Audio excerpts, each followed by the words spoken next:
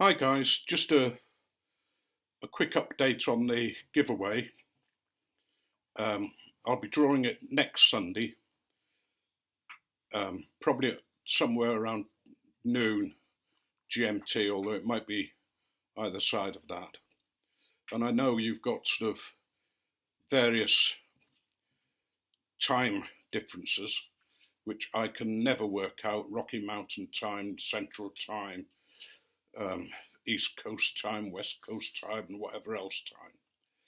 So some of you will be going to bed, probably. Some of you will be waking up, and the others will be off in dreamland, with any luck. I'm going to read out the names of the people I've got, and that's not as many as I thought I would, but that's no problem. There's Chad Yarbrough, Scotty P, Pipes and Kayaks, Ghost Cobb, Hoosier Piper, Tennesse Bull, Bearded Bristol, Luke of the Cave, and Crosby's Corner. Now, if there's anybody else who should be on that list, let me know, please, because I don't want anybody to miss out. And my memory's shot to pieces these days. And although I'm retired, I seem to be working myself into an early grave.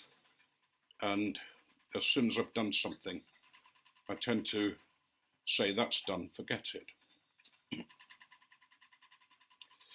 And I'll put those names, as I say, in the bucket down below. One of the things that I've been thinking about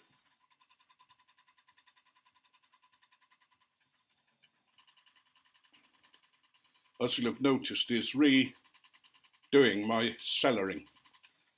And I've really been helped by that from the advice I've been given. And I've actually cut down a lot on what I'm cellaring. I'm tending to cellar just Virginias and basic tobacco blends and Orientals and that kind of thing, and leaving all the flavoured blends, the aromatics, to be smoked, because I've realised that I prefer the more basic tobacco tastes. But whilst I was looking up some things and doing a bit more,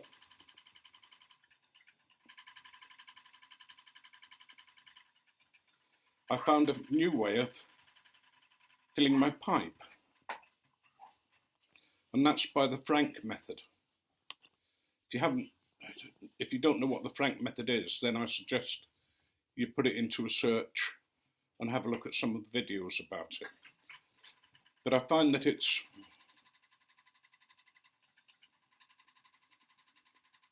a good way of filling up my pipe.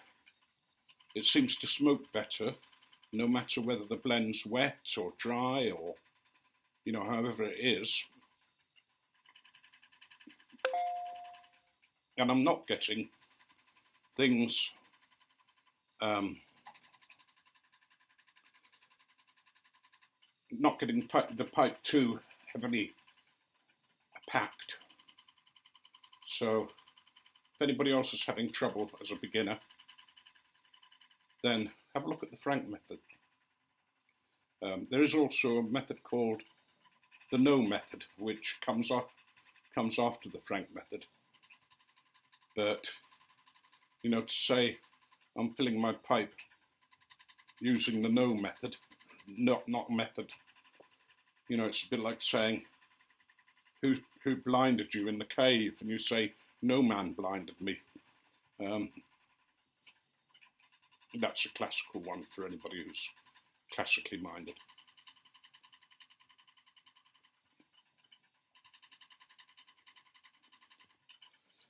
I normally end with a joke, and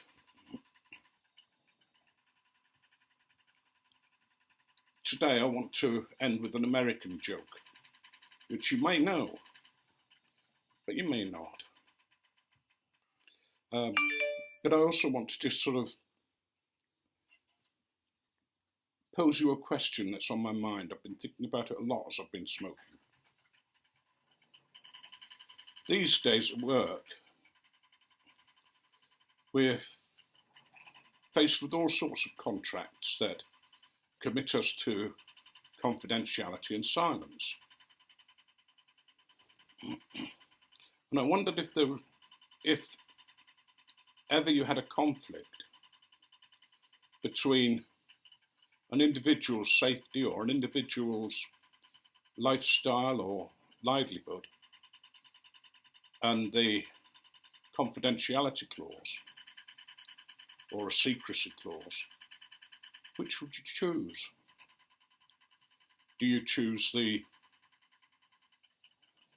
firm and ensure your pension rights and your health rights and all the other rights you have through the firm and the job?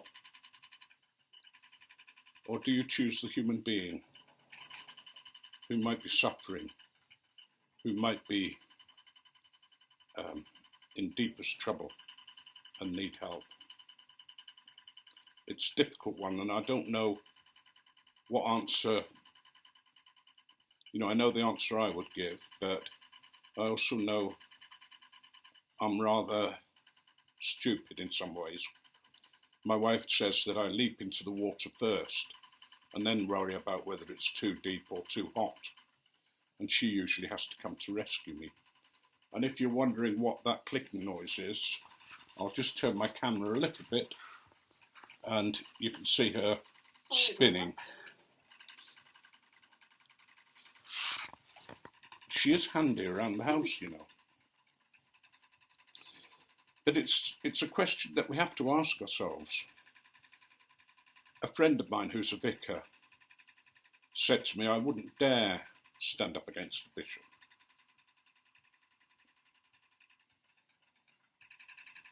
What the bishop says goes. I'm worried about my job.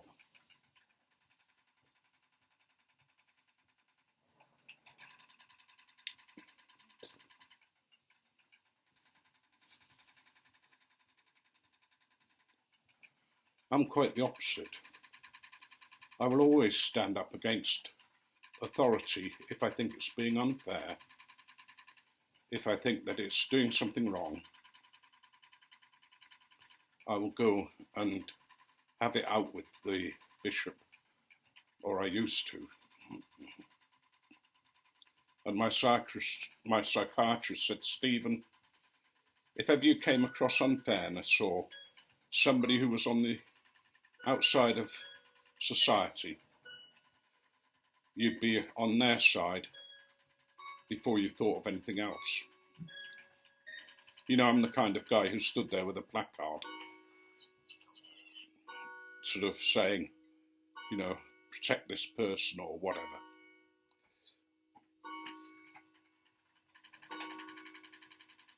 It's caused me a lot of problems sometimes, but I always seem to get away with it. In the end, the bishops appreciated that I've gone straight to him and that I've had it out with him.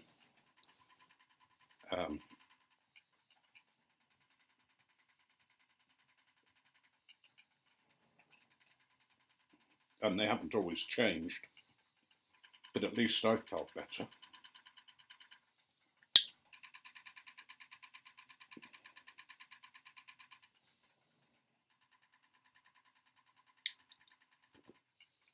Now, this American joke.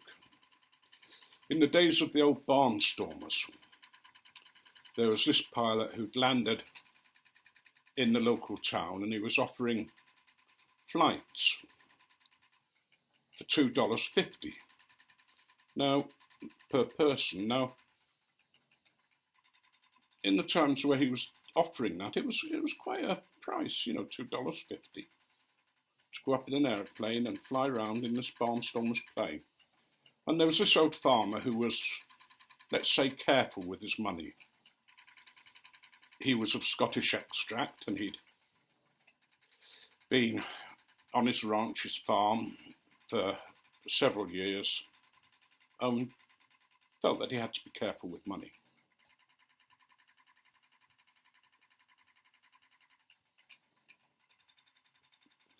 And in the end, he had an argument with the barnstormer and said, look, I'll give you $250 if my wife and I can go up with you.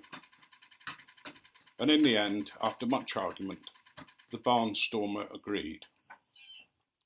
But he thought, I'll show him. I'll throw the plane all over the sky. And he said, yep, it's $250. He said, but if you open your mouth once and scream or shout or are sick, you pay the full price. So he said, all right, and he and his wife got in. The plane took off.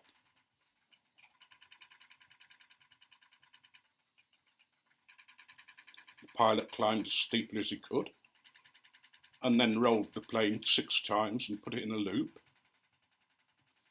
And everything he tried, loops, dives, flying upside down, whatever it was, the farmer never reacted.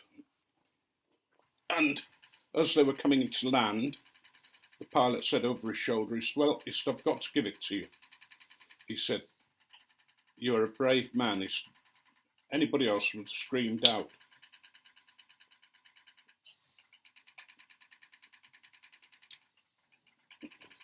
And the farmer looked at him and said, yes. He said, mind you, I was tempted to when the wife fell out.